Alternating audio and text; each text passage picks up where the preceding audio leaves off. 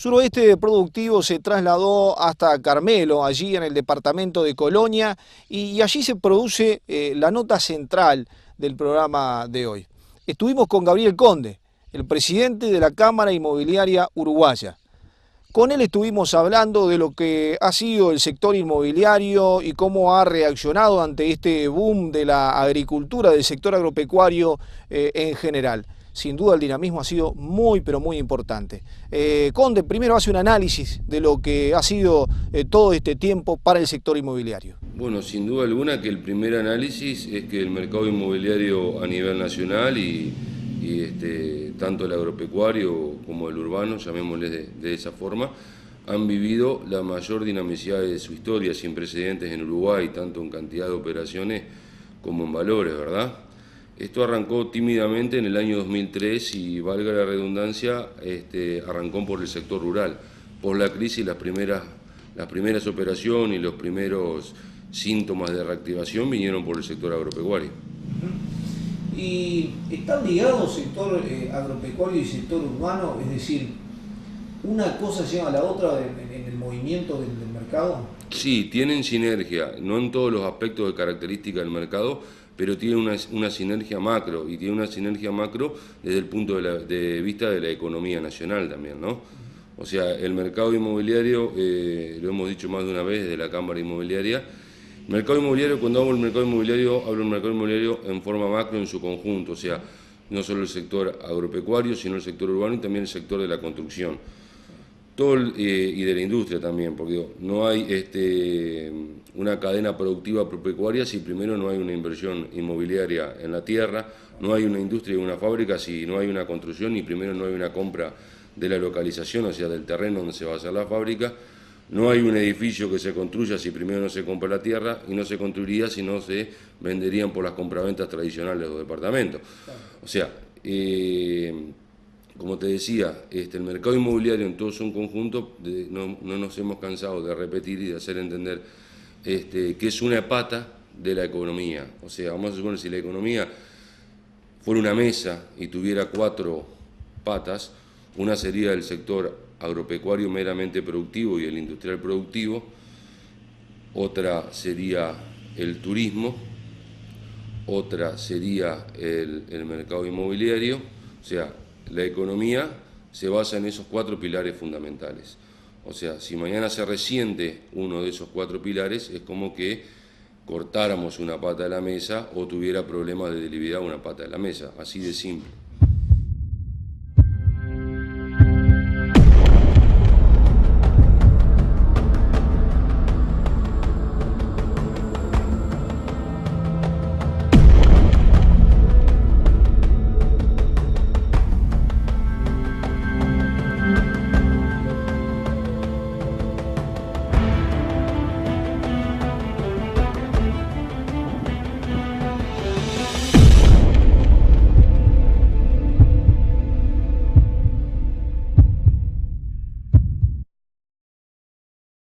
Ahora vamos a la segunda parte de la entrevista central de hoy.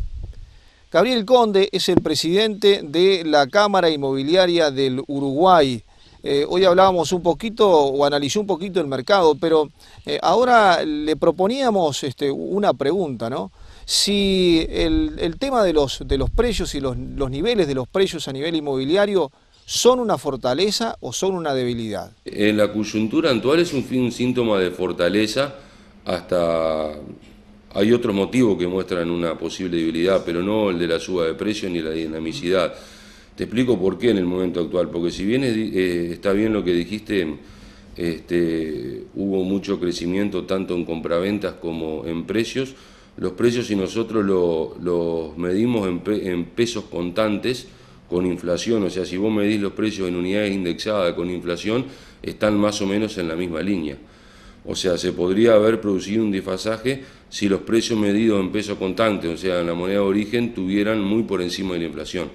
Ahí está. O sea, en ese sentido no tenemos un problema de como normalmente llaman burbuja inmobiliaria. O sea, en los países que se produjo la burbuja inmobiliaria se ha producido por el sistema crediticio de las hipotecas o por desfasaje con la inflación en pesos contantes. O sea, Uruguay no tiene ninguno de esos problemas, no tiene desfasaje en peso contante medido con inflación y mucho menos en crédito hipotecario, que hoy son el 7, el 8% del mercado inmobiliario. El suroeste del país ha tenido un fenómeno importante que es, en primer lugar, se vende mucho campo o hay mucho negocio de campo, está muy dinámico, hay un importante boom a nivel industrial, a nivel administrativo, hay mucha gente que está viniendo a la zona a trabajar, no solo de otros puntos del país, sino también desde la Argentina, y eso genera que también se necesite mucha vivienda. ¿Cómo está el mercado ahí? No hay mucho para elegir aparentemente y los precios sí, en ese sentido están un poco altos, sobre todo en alquileres, ¿no? Bueno, depende de que hablemos, si hablamos de alquileres o de venta. Obviamente que los valores de alquileres han seguido subiendo a nivel nacional. En esta zona aún más por la incidencia en Monte del Plata, pero esa suba de la incidencia en Monte del Plata es transitoria, no es una suba que haya venido para quedarse post Monte del Plata. Obviamente que post Monte del Plata los valores se van a ajustar, pero igualmente los arrendamientos que se han hecho para arrendatarios usuales del mercado o normales del mercado también van en una línea de suba como se ha producido en todo el país, pero eso va de la mano de la oferta y la demanda, o sea, la demanda lo consume, lo puede asumir, y en ese sentido también está fuerte el mercado, o sea, más allá del efecto del Monte del Plata, no hay un desfasaje. Y en el tema de las compraventas de inmuebles, es cierto, hay falta de cierto tipo de productos, también eso es a nivel nacional. La franja tipo, que dependiendo de la zona o de la ciudad o del lugar del país, lo que es la casa tipo de la clase media o media un poquito hacia abajo y media un poquito hacia arriba, ese tipo de productos hace falta a nivel nacional en promedio. Te estaría diciendo que las propiedades que van entre 50.000 y 120.000 dólares, una cosa así, depende de la zona, depende del lugar, ¿no? Vamos a la tercera parte de la entrevista central con Gabriel Conde, el presidente de la Cámara de Inmobiliaria del Uruguay. En esta tercera parte hablamos de lo que es el panorama para los próximos tiempos. No hay dudas, es un panorama incierto. Hay dos temas importantes aquí. Primero, el ISIR.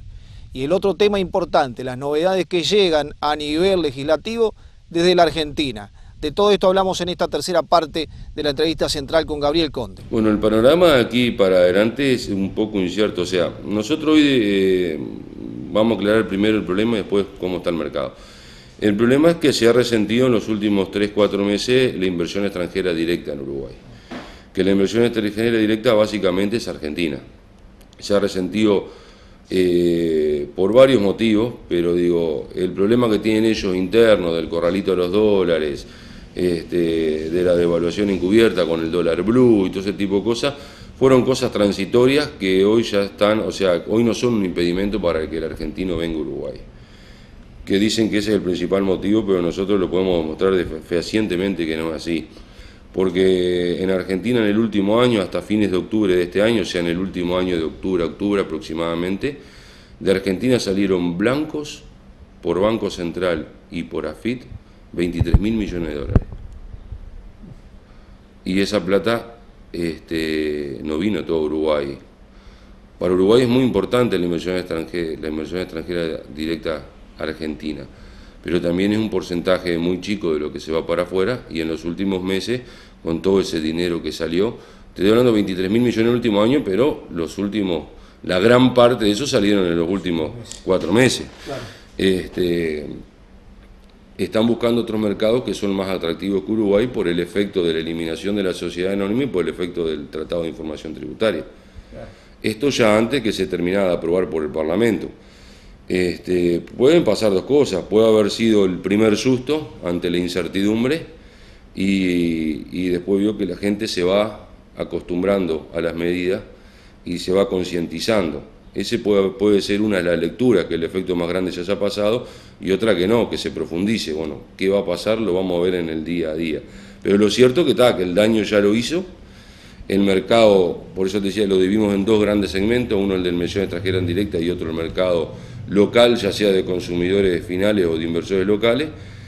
El otro está resentido, en un porcentaje muy importante, o sea, no es que no haya actores, hay, pero en mucho menos cantidad, con una disminución importante, y el mercado local está firme, dinámico y con la misma con la misma sinergia que venía, o sea, ese mercado no está resentido y nosotros creemos terminamos cerrando el 2012 comparándolo un poco como fue 2009, que también el mercado tuvo un bajón por la crisis internacional de las bolsas.